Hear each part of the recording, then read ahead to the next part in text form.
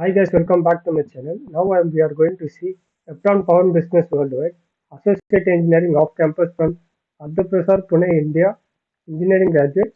So the qualification will be Computer Science, Electronic, ENTC, good command and coding testing, C, C++, Linux, OOPS concept, multiple threading IPC, and data structure algorithm. Already we have seen OOPS concept. This all they're expecting from the student for testing knowledge. If you are from Andhra Pradesh, Pune, you can just create an account and start applying.